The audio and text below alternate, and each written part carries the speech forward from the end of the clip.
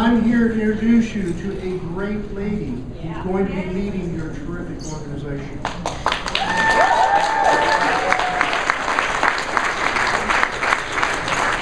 Let me share with you a bit of knowledge about this person. We in Texas already know this, and you will soon find out. Pat Hyer is a walking human being. She is a machine that never stops. She is the epitome of the Texas Medical Association Alliance, and that alliance exemplifies why in Texas we have such an opportunity and ongoing programs that we could not achieve without the organization. It is a powerful and effective voice for medicine in the Lone Star State.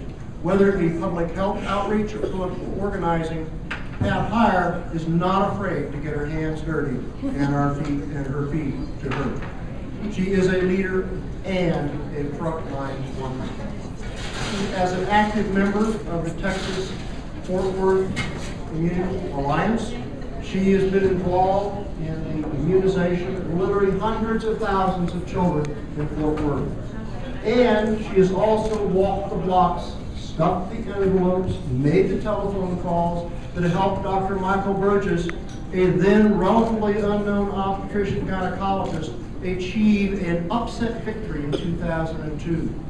And thanks to the hard work of the Alliance members, Dr. Burgess is about to enter his 6th term in the U.S. Congress, and he currently chairs the Healthcare Caucus.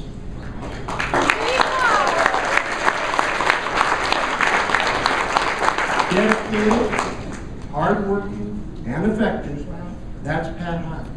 I know that the AMA Alliance will thoroughly enjoy having this walking dynamo as president for the coming year. I'll just make sure that we get her back to Texas as soon as she's finished.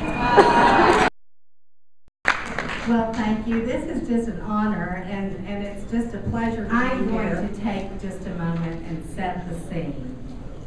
If you will, let's go back a little in history. I can tell you that I'm almost positive that Mrs. Samuel Redd from Houston, Texas, had the same type of speech that I do, that little bit of Texas accent that you hear now.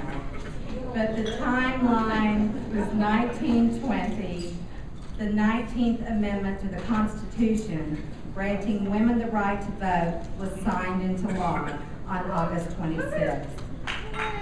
2 years later, May 25th, 1922, Mrs. Samuel Clark Redd of Houston, Texas, president of the Women's Auxiliary to the State Medical Association of Texas, appeared before the American Medical Association House of Delegates and requested that body to accept a motion for the formation of a Women's Auxiliary to the AMA. The resolution as introduced by Mrs. Redd was as follows. The Women's Auxiliary of the State Medical Association of Texas respectfully requests the approval of the American Medical Association, a movement to organize a Women's Auxiliary to the AMA. The object of which auxiliary shall be to extend the aims of the medical profession through the lives of doctors to the various women's organizations which look to the advancement in health and education, to assist in entertainment at all medical conventions, to promote acquaintanceship among doctors' families so that closer fellowship may exist.